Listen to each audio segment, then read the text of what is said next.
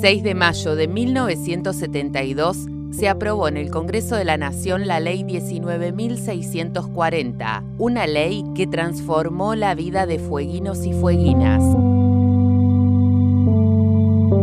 A 50 años de un hecho histórico para la provincia de Tierra del Fuego, distintos sectores de la sociedad pusieron palabra en un evento de divulgación e intercambio.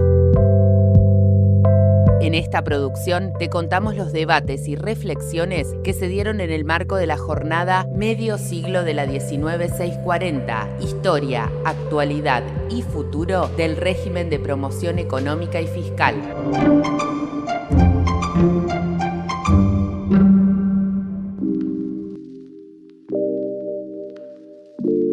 En la mesa denominada Transformaciones Sociales, Políticas, Urbanas y Culturales de la 19.640, la Universidad Nacional de Tierra del Fuego tuvo participación a través de la exposición del director del Instituto de Cultura, Sociedad y Estado, Magíster Mariano Hermida. La docente investigadora de la UNTDF, Ana Cecilia Gerard, realizó la presentación y moderación de esta mesa. Muchas gracias a todas y todos por participar de este evento, de estas jornadas de intercambio sobre la 19.640. He tenido el gusto de participar junto a Silvina Romano, junto a Juan García, Juan de Luca, Isabel Furlano, el comité organizador de esta jornada que sostenemos. Es un espacio muy importante para poder divulgar y para poder producir reflexiones e intercambios sobre esta ley. En este sentido, esta mesa parte de un aspecto que compartíamos con el resto del comité organizador y que tiene que ver con las dimensiones de las transformaciones sociales, políticas, económicas, culturales que devinieron con la sanción de la Ley de Promoción Industrial. Esta propuesta también básicamente partió, si bien hay integrantes de tres instituciones distintas, del Instituto de Cultura, Sociedad y Estado, que es el primer instituto de formación e investigación dedicado a las ciencias sociales específicamente en Tierra del Fuego. Y vamos a empezar en el orden de las exposiciones con el Magíster Mariano Hermida, que es el director del instituto, que también es sociólogo y docente investigador del Instituto de Cultura, Sociedad y Estado. Está hace varios años radicado en la isla, trabajando temáticas vinculadas fuertemente al territorio, a la formación del Estado en Tierra del Fuego, a las políticas de desarrollo y a otras temáticas también vinculadas a las migraciones, ¿no? Y a temas que atraviesan, ¿no?, estas transformaciones producto de la 19.640. Mariano Hermida va a presentar una ponencia titulada Desarrollo, Clase y Estado en Tierra del Fuego entre 2003 y 2015. Así que le damos la palabra y lo escuchamos. Bueno, gracias a todos. Por suerte el recorte es periodo 2003-2015, que ninguno de los que estuvieron trabajando anteriormente me precedieron en esta temática, así que mejor, porque ya tenía temas para trabajar desde el 70 a esta parte y preferí hacer hincapié en este último periodo para poder ver otra perspectiva. Soy sociólogo, así que vamos a ver otras características. La primera cuestión del objetivo de este trabajo es un trabajo que ya está publicado, así que también si quieren se los podemos pasar, está presentado en una revista. Es analizar el impacto producido por el cambio de las políticas neoliberales aplicadas durante la década de los 90 en un modelo neodesarrollista de Tierra del Fuego, en el contexto que atiende al periodo entre el 2003 y el 2015, en el que se recupera una prominencia de la promoción industrial como eje de desarrollo económico de la provincia. El docente Mariano Hermida realizó aclaraciones en relación al enfoque teórico-metodológico del estudio presentado. El enfoque con el que yo trabajo es un enfoque que se llama narrativo-histórico, es un enfoque teórico-metodológico que lo que va haciendo es recomponer procesos de larga duración. En realidad yo estoy trabajando desde el 70 al 2015, pero arranco con una prehistoria del 70 de Tierra del Fuego, es decir, diferenciando procesos de desarrollo, y para eso me nutro tanto de datos cuantitativos como cualitativos. Cuantitativos en términos de estadísticas producidas o series estadísticas producidas por distintas fuentes, y cualitativos a través de entrevistas en profundidad, entrevistas a diferentes actores. Muchos de los que están acá en algún momento probablemente los entrevisté o los vaya a entrevistar. Así que bueno, ese enfoque mixto fue inventado por un sociólogo, en realidad fue instrumentado por un sociólogo argentino que se llama Gino Germani, que bueno, con el que me nutro para hacer ese relato. Después está anclado en la tradición de los estudios de desarrollo, obviamente, no me despego de ahí, desde la sociología, pero sí desde la sociología del desarrollo, y para eso utilizo algunos conceptos, especialmente de un historiador que trabaja en la economía, que es Basualdo, que tiene que ver con los patrones de acumulación o modelo de desarrollo, ya tomando un término de José Num, abogado, pero que ejerció la sociología. Después me nutro también de un término específico que es ámbitos privilegiados de acumulación, de Ana Castellani. Ana Castellani trabaja... buenísimo. Ana Castellani trabaja sobre una perspectiva que son ámbitos privilegiados de acumulación o ámbitos estratégicos de acumulación. Los ámbitos privilegiados de acumulación requieren, digamos, lo que hacen es terminan potenciando lugares o terminan generando procesos económicos que no generan el tan famoso salto o el despegue, ¿no? El famoso despegue de las teorías de desarrollo. Y los ámbitos estratégicos de acumulación, que ahí tomando o recuperando una teoría de Peter Evans, que es el enraizamiento de las políticas de desarrollo, generarían o tenderían a generar un ámbito estratégico de acumulación. Para eso se tiene que dar, según Evans, un proceso de enraizamiento de esas políticas públicas. Finalmente, me nutro también de algunos conceptos teóricos, especialmente de Wright, de Erin Olin Wright, que son de intereses comunes, intereses contrapuestos, intereses de clases, y ahí hago un análisis de clases sociales en términos de las clases más vistas desde una teoría neomarxista, en las que se dan también compromiso de clases, es decir, aquellos sectores del trabajo con los sectores del empresariado, y intereses interburgueses contrapuestos, es decir, sectores empresarios que disputan por cuál es la pertinencia de cada una de esas distintas estrategias. Bueno, ahora sí está funcionando. Alguna historia breve, que igual ya muchos me antecedieron, así que voy a tratar de ir muy rápido.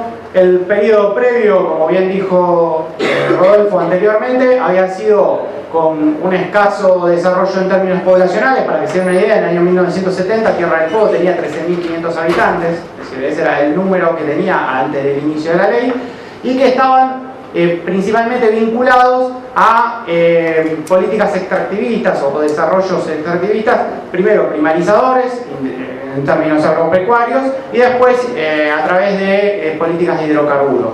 Con la llegada de la ley 19640 se instala en Tierra del Fuego un patrón predominantemente industrial, que cambia, obviamente hace una vuelta de página sobre los otros. No es que los otros se desaparecen, sino que los otros continúan y empieza a instalarse una nueva política que vamos a ver que tiene su desarrollo hasta la década del 90, que con un cambio nacional, y bien lo dijeron, la falta de apertura de nuevos proyectos, inhibe el desarrollo de, si bien no se desmonta la ley, sí se genera un estancamiento de ese proceso económico. Ahí se da, al mismo tiempo, digamos, durante la década del 90, se da una nueva prominencia de un sector turístico, es decir, el desarrollo de un sector turístico que ya tenía sus primeras instancias en la década del 60, pero que empieza a tener mayor impacto a partir de la década del 90 con el corrimiento del modelo industrial. Y finalmente hay un proceso de reconversión, que es el que nosotros vamos a ver ahora, neodesarrollista en el año 2013. Hermida repasó algunos hechos importantes en la historia de Tierra del Fuego y en el desarrollo industrial de la provincia. Modelo agroexportador, año 1881, 1947 más o menos. Año 1958, con el encuentro de hidrocarburos en la zona norte, es decir, cerca de cerca de Río Grande, empieza una nueva generación hidrocarburífica y de promoción turística que va o yo genero la periodización hasta el año 1966, y a partir del año 1972, aunque bien lo dijeron, la ley de 1940 empieza a tener una acción, pero recién se ve su impacto a partir de mediados de la década del 70, específicamente más desde 1976, 1977, y la hipótesis que manejamos tiene que ver con que se genera el espacio como resguardo de la apertura económica de la economía nacional, producto de la dictadura, de la última dictadura cívico-militar. El año 1972 al 91, la primera periodización en la que se da esta generación de promoción industrial y generación del Estado, es decir, la densidad institucional que se va originando genera obviamente el desarrollo de las instituciones de la sociedad civil, de instituciones gubernamentales, que hacen o que generan el reclamo para la generación también de un Estado independiente, autónomo. Hasta ese momento, como saben, era territorio nacional. Ahí, en el año 1955, la dictadura del 55 lo que hace es cortar un proyecto de provincialización que venía en curso, y ese proyecto de provincialización, que era lo que se llamaba Provincia Patagonia, que unía Tierra del Fuego con Santa Cruz, es disuelto, recupera Tierra del Fuego como territorio nacional, como gobernación militar marítima, y instala en el año 1958 la provincia de Santa Cruz, que es el periodo en el que sí se provincializa. Obviamente esta densidad institucional incluye al CADIC, incluye a la UTN, incluye también a la restitución de órganos legislativos, ¿no?, en Ushuaia y Río Grande, que habían sido suprimidos, y la gobernación de Martín Torres en el año 1989 con la propulsión de la ley de provincialización, que se provincializa el 26 de abril de 1990, y ahí empieza el proceso de generación de la Constitución. El año 1991 al 2003 se da ese periodo de primera generación de retorno turístico. Hay un desarrollo de inversión, una fuerte inversión del Estado nacional, especialmente convergente con el Estado provincial, en desarrollos turísticos. Para que se den una idea, durante ese periodo está la ampliación del puerto, el aeropuerto, el nuevo aeropuerto de Ushuaia, la generación del asfalto de la Ruta Nacional número 3. Es decir, esas son todas inversiones que reditúan, si bien no directamente, pero reditúan en un desarrollo turístico, y que tenían como agenda, obviamente, un Estado provincial que estaba muy vinculado, si uno mira los nombres de quienes formaban parte de ese Estado provincial, es el primer gobierno de Estavillo, la vinculación es con sectores productivos del turismo, del sector turístico. Especialmente el ministro de Economía, Ruggero Preto, propietario de hoteles y desarrollos inmobiliarios, y también otros actores que estaban muy cercanos. Con lo cual, eso en términos de análisis estatal se llama también un proceso de captura de ese Estado, ¿no? Ese primer Estado es un Estado capturado. Obviamente esto lo que trae adelante es un desarrollo del producto y el empleo en una primera instancia entre los años 93 y 2003, pero miren hacia el final del periodo cómo tiende, saben que en el resto del país también tendió a desplomarse, pero cómo empieza a desplomarse a partir del año 98-99, y esto genera una crisis abrupta, ¿no?, con una caída de 14,1% de la tasa de variación del Producto Bruto Geográfico. Entre el año 2003 y 2008, ya llegué al final del periodo que realmente me interesaba, pero era necesario que les contara todo esto anterior para poder llegar acá. En el año 2003 empieza un proceso de salida de la política de convertibilidad, y por ende un cambio también en los términos políticos del desarrollo de la 19640, una reimplantación, una reapertura de la presentación de proyectos, lo dijeron anteriormente a mí, y también un cambio de paradigma a nivel local, que es coincidente con un cambio en los gobiernos. Es decir, a partir de ahí, bueno, ahí empieza primer mandato de Collazo y después con el cambio del segundo gobierno de Fabián Río. Y hay un cambio también en términos paradigmáticos de la conducción política a nivel nacional, que lo que hace es reabrir el régimen, y al reabrir el régimen genera una nueva generación de empleo. ¿Por qué fue necesario sancionar la Ley 19.640 y sigue siendo necesaria su existencia? El ministro Cayetano Lisiardo, en 1972, en el mensaje de elevación del proyecto de la Ley 19.640, sostenía que el régimen anterior había cumplido su ciclo. Las circunstancias que motivaron originariamente la sanción de la ley se referían a la peculiar situación geográfica y extremadamente austral de los territorios involucrados y las consecuencias directas en materia de relativo aislamiento, las condiciones de vida y la actividad económica y su desarrollo, que en gran parte mantienen su actualidad.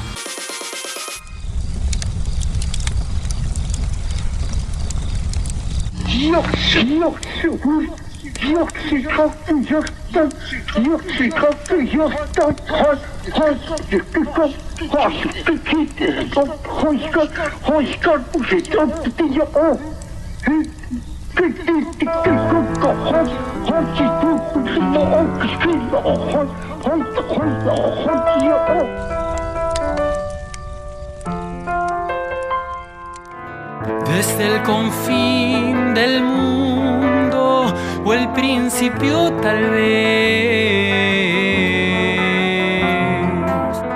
canto de este pueblo que busca crecer,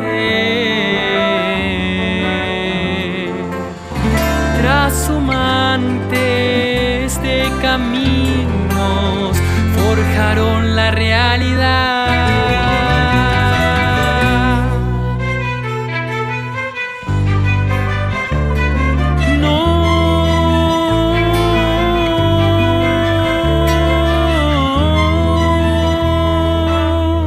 Tierra grande, milenaria, hoy tus hijos te acompañan, donde el fuego del ancestro sigue vivo en nuestro cuero. Herederos de esta tierra, somos los hijos del viento, nueva es la generación.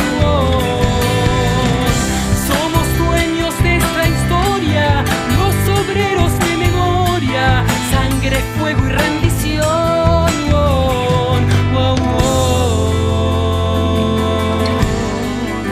Karukinka,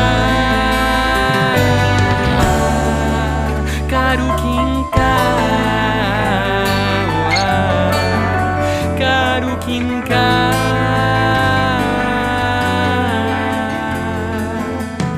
Karukinka es mi tierra, mi voz, mi manera de sentir.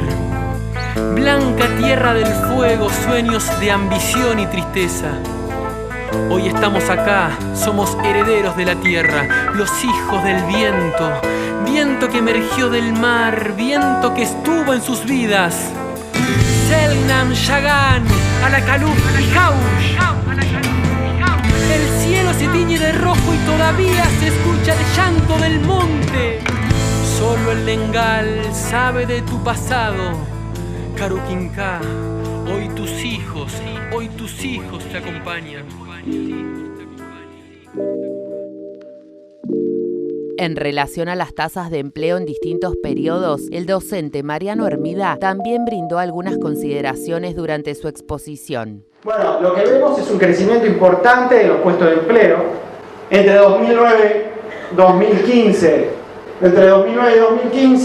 tenemos una primera recuperación industrial también a través de lo que muchos conocimos como impuestazo tecnológico en el año 2009, y por ende eso lo que hace es evitar una caída, es decir, en términos internacionales había un estancamiento de la productividad, y en Tierra del Fuego genera estas fluctuaciones que empezamos a ver en el mercado de empleo, es decir, en la tasa de desocupación, pero mantiene Miren, esto era el periodo 2008-2009, que venía en caída, y mantiene los procesos de crecimiento, que a nivel nacional empiezan a tener estancamiento a partir del año 2012-2013, que es lo que solemos escuchar como el estancamiento del año 2012-2013. Bueno, son estas tasas que se dan acá, que algunas daban en negativo y otras daban en positivo. Hermida explicó cuál es la incidencia que tiene la provincia en el marco de la Ley 19.640. ¿Cuál es la incidencia que tenía la provincia o que tiene la provincia en el marco de la Ley 19.640? Y esto probablemente después más tarde lo amplíen un poco más.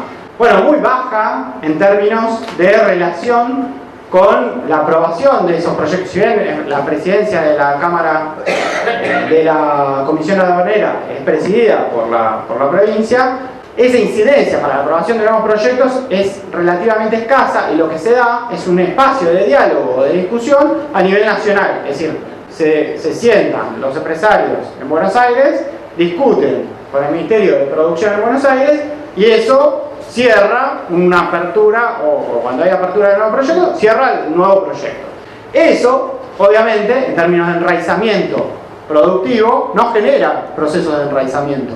Ahora, el sector turístico, que siempre está debatiendo cuáles son las incidencias sobre la inversión, sí tiene incidencia local en esa discusión. Ahora, tiene incidencia local, pero la incidencia local no genera los grados de autonomización entre el Estado y el sector productivo. ¿Qué significa? Que siempre la cartera es ocupada por un empresario del Estado, del sector. De hecho, hoy hay también un empresario del sector. Y al estar un empresario del sector, lo que hace es direccionar las políticas. Y por ende, tampoco genera los grados de autonomización, que es lo que Evans observa en Corea y dice, bueno, acá lo que pasó es que el sector público tenía grados de autonomización. Entonces, lo que hay es una cooptación del Estado o problemas en los procesos de enraizamiento. Si bien en el periodo hay una recuperación industrial y el periodo tiene una generación de 37.258 puestos de trabajo durante el 2013 y el 2015, y hay una prominencia de la distribución progresiva del ingreso, hay claros problemas para mantenerlo a largo plazo, y esa es mi hipótesis, porque no hay procesos de enraizamiento local o hay procesos de captura del Estado. Por ende, eso sostiene a lo largo de la historia tensiones y disputas entre un ámbito privilegiado de acumulación al turismo, a través de la inversión desde el Estado, o un ámbito privilegiado de acumulación, porque el problema es que tampoco genera enraizamiento, entonces sigue manteniéndose como estado privilegiado, como proceso de acumulación privilegiado al sector industrial. Y eso termina generando los debates que hace un rato acabamos de escuchar. Es decir, cuánto se invierte, cómo se invierte y para qué se invierte en la 1940 Interreactor. Bueno, muchas gracias.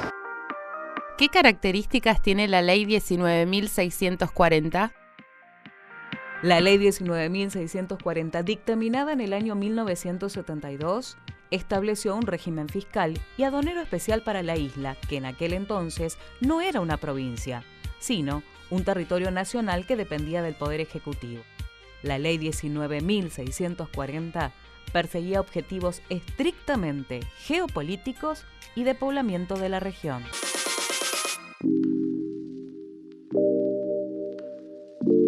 Otro de los profesionales que formó parte de los debates en el marco de la jornada Medio siglo de la 19.640, Historia, Actualidad y Futuro del Régimen de Promoción Económica y Fiscal, fue el docente investigador y politólogo Daniel Déramo, integrante del Instituto de Desarrollo Económico e Innovación de la Universidad Nacional de Tierra del Fuego. Primero, gracias por haberme sumado a esto.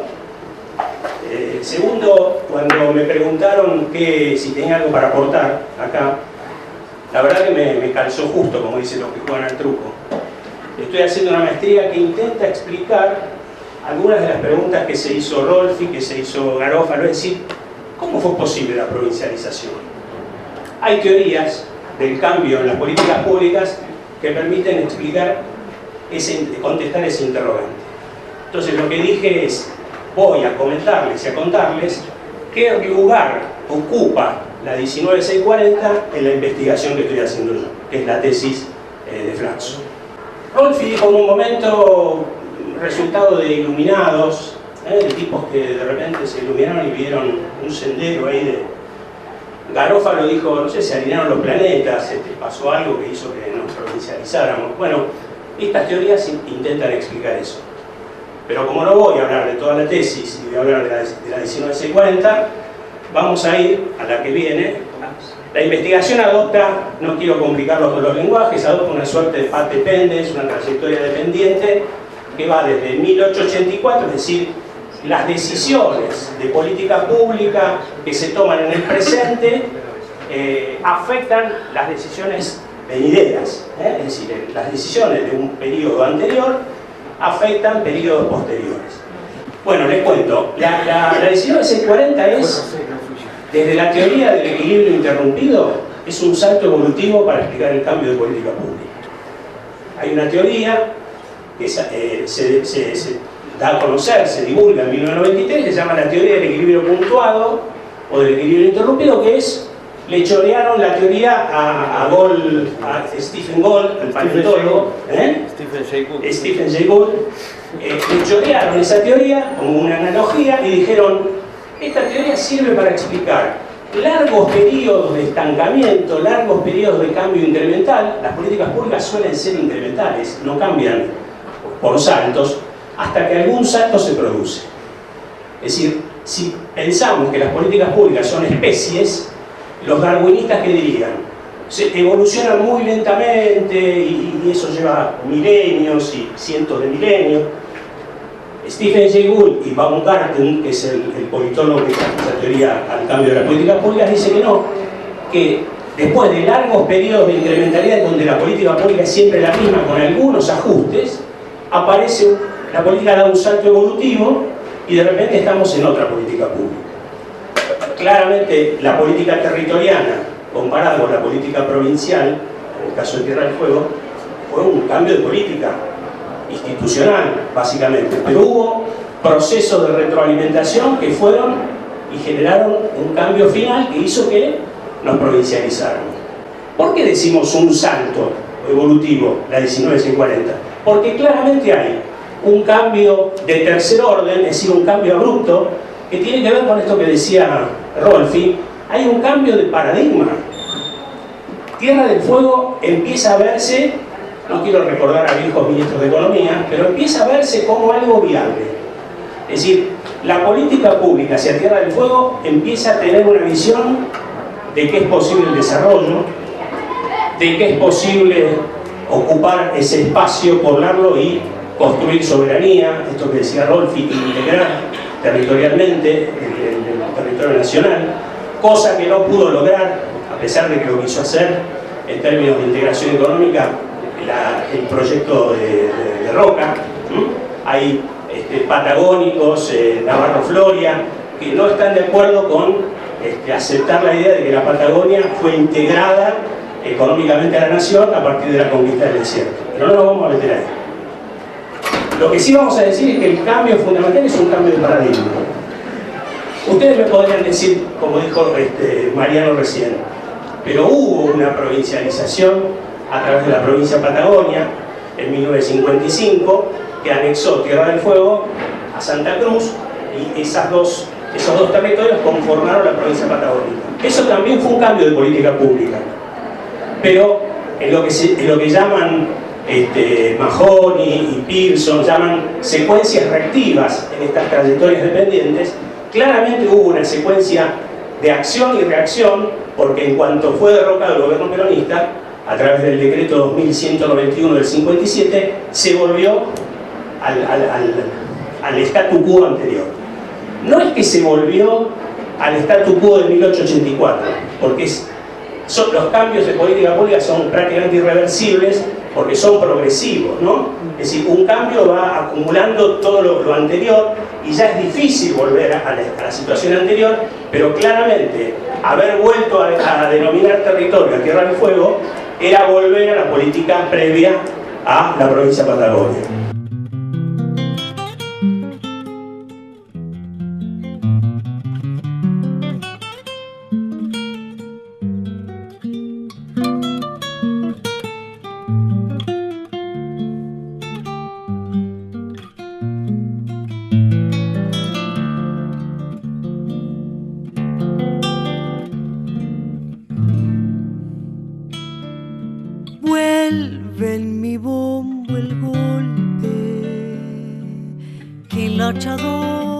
en el monte, rompiendo silencios, dormido en los cedros viejos, grito de antiguos puesteros, reverdeciendo en el tiempo, brote del chaco añoso, florecerá en la vidana, golpeando la luna profunda en quenas lejanas, árbol veteado de invierno, calor de nido en tu entraña, voy en tu aliento maduro al corazón de la tierra,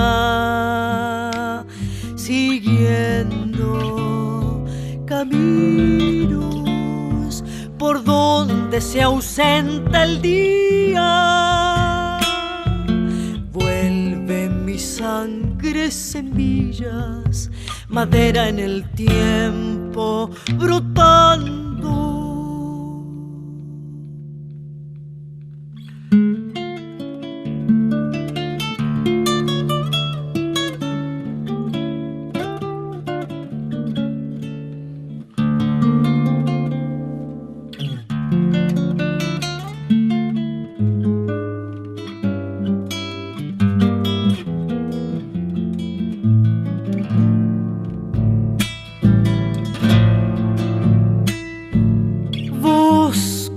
Que se va perdiendo en un legüero lamento, llevando los sueños curtido de los hacheros, sombra de verde madera latiendo queda en el suelo,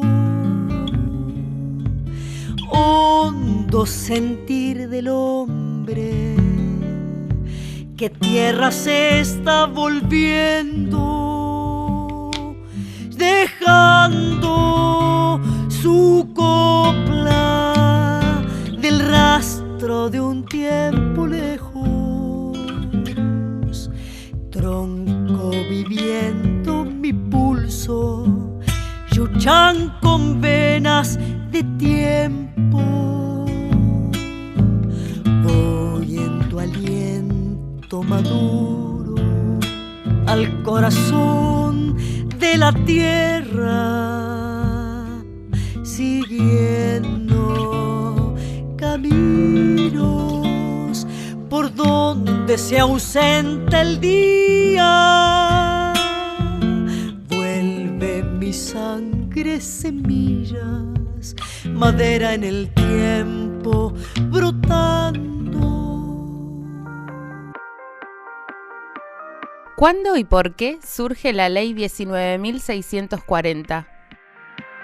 En el año 1972, el Gobierno Nacional de aquel entonces sancionó un nuevo régimen de promoción económica para la isla de Tierra del Fuego que se promulgó como Ley número 19.640.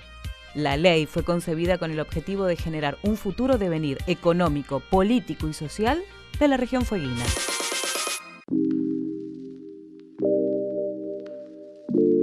Daniel Deramo realizó un repaso de lo acontecido a principios del siglo XX, con la sanción de la Ley Orgánica de Territorios Nacionales hasta llegar a la actualidad. En 1908, y este fue un hallazgo muy interesante, la Ley 5.559 de Desarrollo y Fomento de los Territorios Nacionales dio un debate muy interesante en el Congreso en el marco de el sistema político roquista, ¿no? ¿Se acuerdan que Roca resolvía, por acuerdo con los gobernadores, quién era el presidente? Digamos, había, casi les diría que la política hacia Tierra del Fuego era un monopolio de política pública.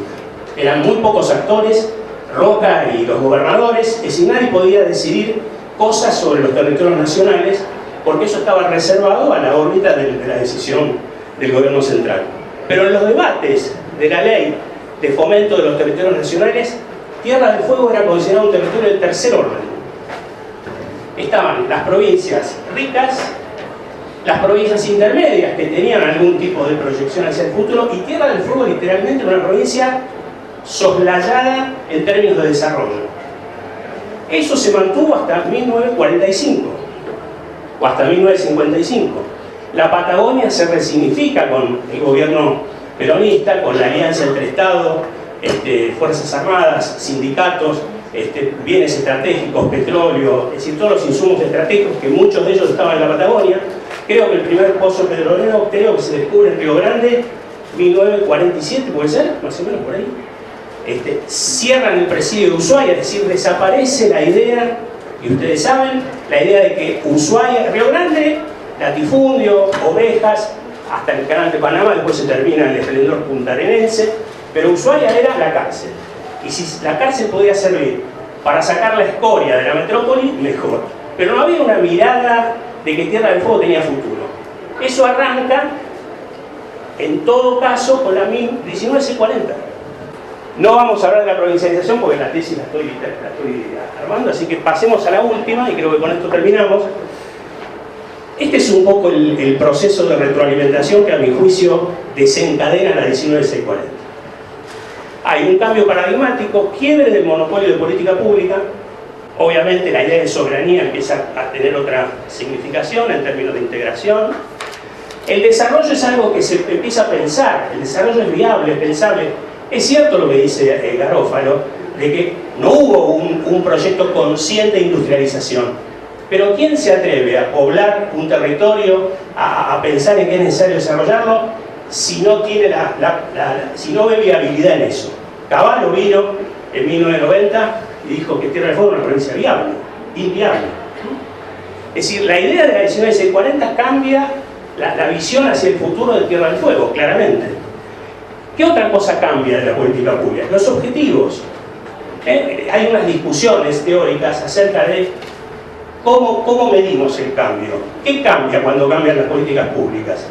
¿De qué estamos hablando cuando hablamos del cambio? Bueno, algunos resuelven eso diciendo, vamos a lo que es la política pública en su diseño, y cualquier cosa de esas que cambia, la política pública está cambiando. De manera abrupta, de manera incremental, pero analicemos empíricamente esos elementos que hacen al diseño de una política pública. Objetivos y mecanismos. ¿Los mecanismos cuáles son? Claramente el subrégimen es un mecanismo típico de, bueno, ¿cómo hacemos para poblar, para generar inversión, poblamiento, promoción económica y fiscal? Es decir, es otra política pública, no tiene absolutamente nada que ver con lo que se hizo antes. Creo que eso también, esa idea Rolfi la dejó instalada, así que me dio pie como para...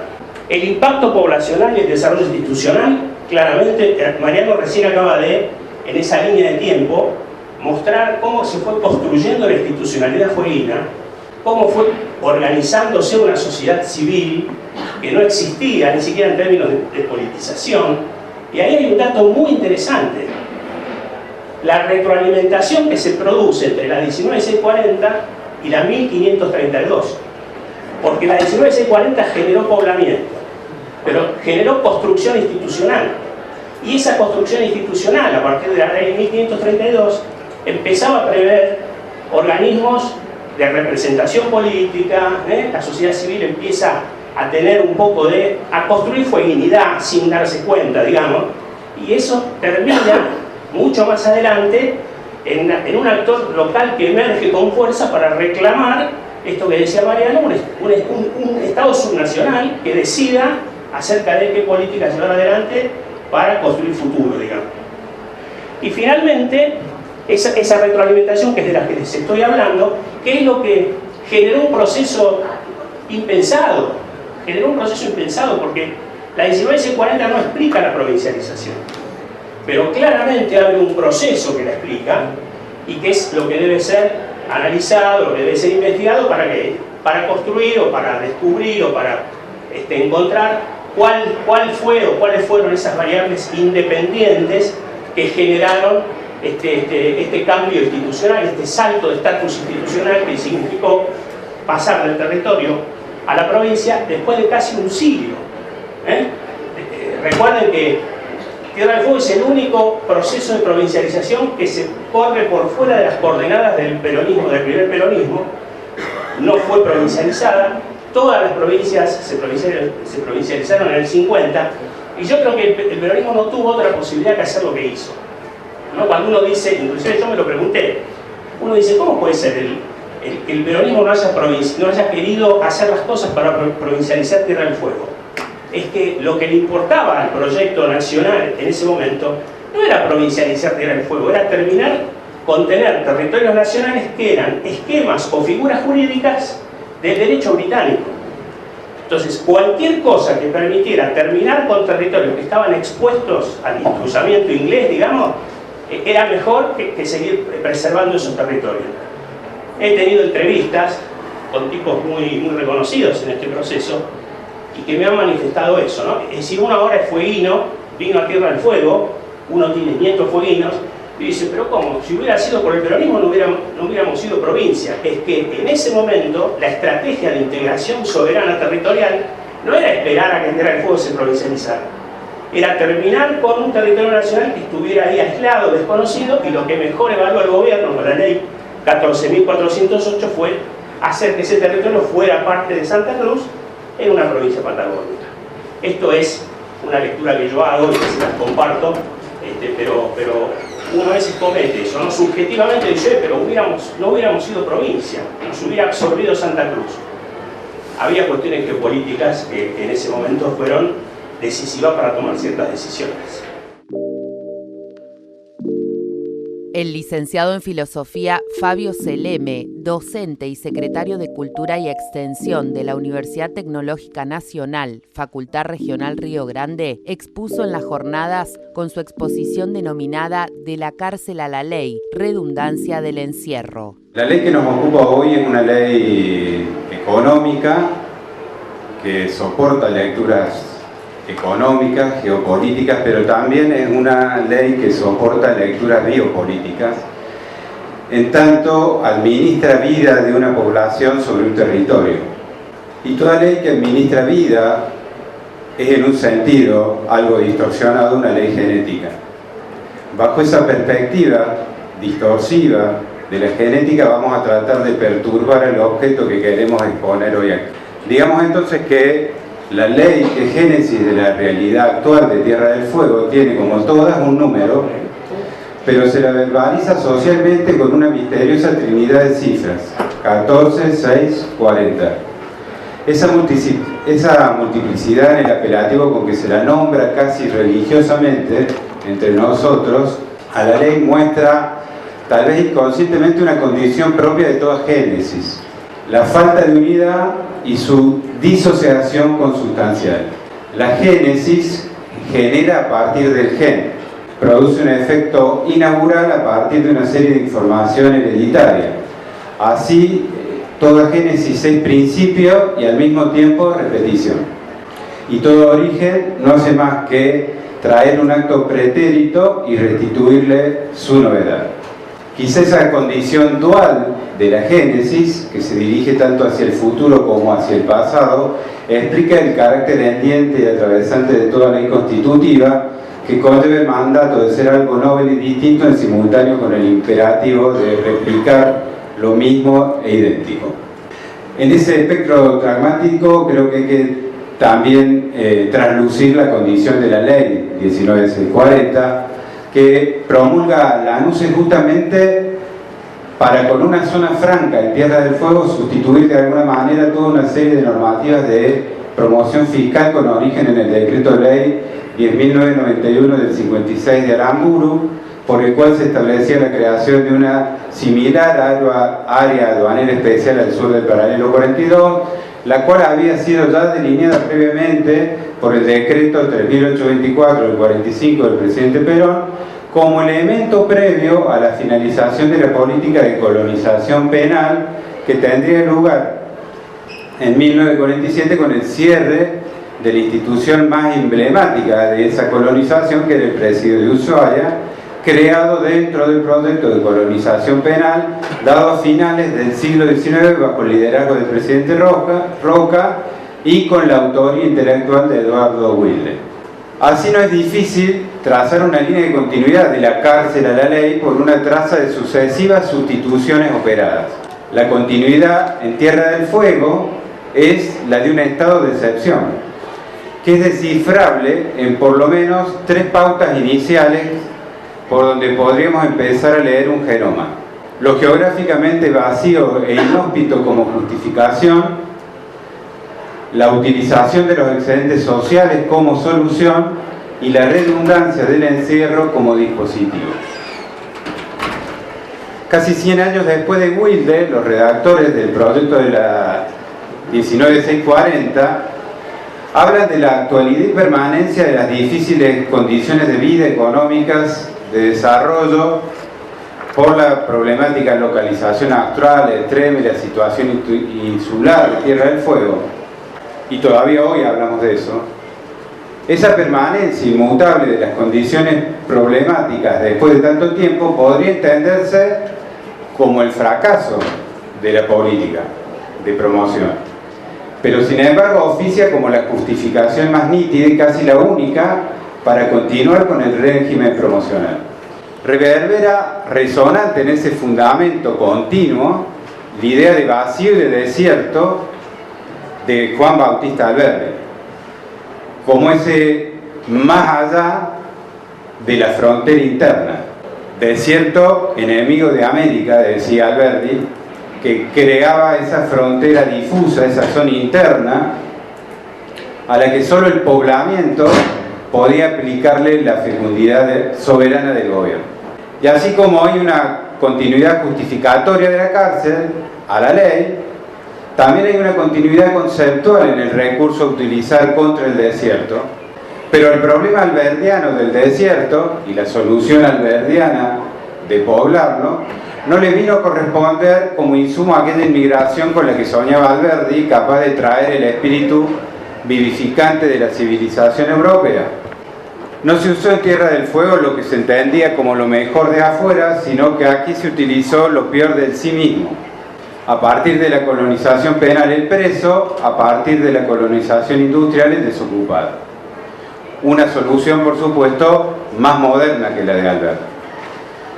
Del preso al desocupado, la empresa de poblamiento en Tierra del Fuego exige un tratamiento del residuo social a partir del aprovechamiento del excedente poblacional.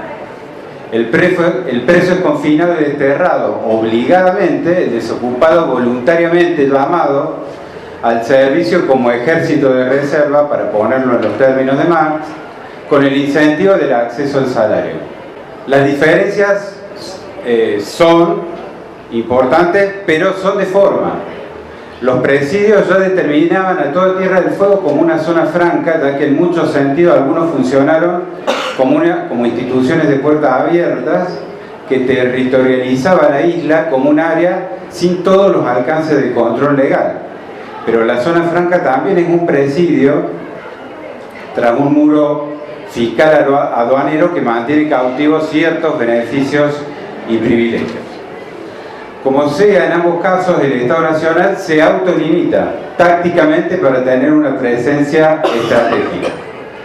Se trata en ambos casos de una operación de sustracción o autosustracción que viene a forzar la erradicación con la expectativa del desarrollo de una población voluntaria.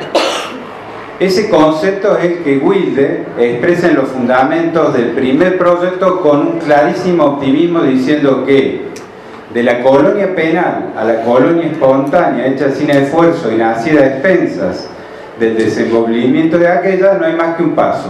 La utopía del estar voluntario a partir de un estar forzado resulta de este modo la idea fundacional y a priori de Tierra del Fuego, y también, por lo tanto, la condición de los fueguinos. Se trata de una a priori, de una condición estructurada a partir de una economía de excedentes territoriales, tratados con excedentes sociales a partir de dispositivos de encierro. Excedentes territoriales marcados históricamente desde el discurso sarmientino como el principio del mal nacional, intervenidos con excedentes sociales que encarnan la maldad política a partir de lo cual debería desenvolverse vida nueva. La mejor metáfora de esta idea de autoproducción impuesta fueron los mismos presos los que a partir de 1902, con la mayoría de los materiales extraídos del propio lugar de emplazamiento, realizaron la construcción del edificio donde recibirían el castigo por sus delitos. La provincialización es otra metáfora en este sentido del mismo tipo, donde un grupo social, donde una masa social constituida mayoritariamente por desplazados por razones laborales crean una institución política administrativa sin la preexistencia de la base material previa para ese fin. Ahora bien, la idea de un dispositivo de encierro que de por sí es la idea de por sí es la negación de la libertad, puede generar una colonización espontánea que esencialmente es un desarrollo libre, es exactamente la contradicción que estructura la verdad de la producción de vida en Tierra del Fuego. Se trata de un tipo de economía circular que busca hacer, o que buscaba, y busca todavía, podemos decir, hacer patria con un reciclaje en condiciones de confinamiento. Entender en profundidad ese dispositivo del que hablamos, sin embargo, requiere no perder de vista el hecho de que la colonización penal e industrial de Tierra del Fuego supone la conquista de una superposición a una isla, sobre una isla. Es necesario tenerlo en cuenta porque semánticamente un encierro en una isla implica algo del orden de una doble negación de la libertad. Un exceso, entonces, también de encierro, que trata de un encierro artificial, penal o fiscal, sobre un encierro natural. Seleme explica a qué se refiere cuando menciona la doble negación de la libertad. En ningún caso significa la duplicación de la pérdida de la libertad, sino una misma pérdida experimentada en dos fases invertidas: la represiva legal y la de sublimada perversa, con acción externa coercitiva o, en ausencia de ella, en la ausencia permisiva de ella. Desamparo amurallado, el de la colonización penal, o a la inversa, encierro a cielo abierto en la colonización industrial. Ejemplos de ese doble encierro son los casos de los reos fugados del presidio, que al cabo de un tiempo vuelven a la prisión porque las condiciones afuera son peores que adentro. ¿Sí? El ejemplo al revés, en la actualidad, el consumo paradigmático y paradójico de vehículos con restricción de salida, que hacen de cada viaje, digamos, una salida transitoria. Así, la doble negatividad del doble encierro es la forma que pastorea y produce vida acá. Ese dispositivo inscribe la obligación de ser acá, de ser aquí, por imposición externa directa y por imposibilidad de salida y alternativas. Estos son los parámetros con los que la vida es producida en Tierra del Fuego como una singularidad local, que por supuesto en sus características no agotamos aquí, ¿no?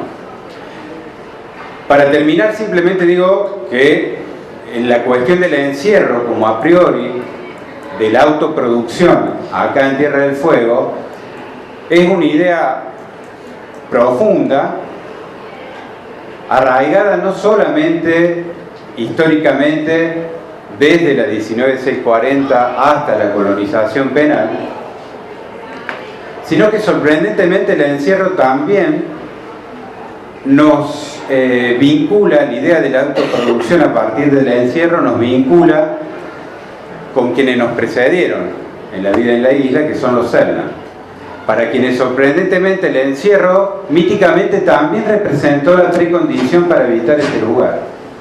Así, en el mito del héroe cultural Taizin, que libera al pueblo Selknam del yugo de la perversa Taita, que sometía a la gente prohibiéndole nada más y nada menos que el acceso al agua, Taizin, diestro en el manejo de la onda, la mata, pero con la muerte, Taita, que antes prohibía el acceso al agua, ahora su sangre la contamina, y Taizin tiene que hacer otra acción heroica, que es arrojar rocas y piedras a todos los puntos cardinales para abrir fuentes de agua pura nueva. Y lo consigue, pero también en ese acto crea las rajaduras enormes que llamamos hoy Estrecho de Magallanes, Canal de Beagle. Es decir, que hace esta tierra una isla como condición, como precio a pagar, para darle al lugar posibilidades de volverse habitable. Por supuesto que el mito este es de una complejidad enorme y acá lo he resumido. 50º aniversario del régimen de promoción económica y fiscal, Ley Nacional 19.640. Universidad Nacional de Tierra del Fuego, Antártida e Islas del Atlántico Sur.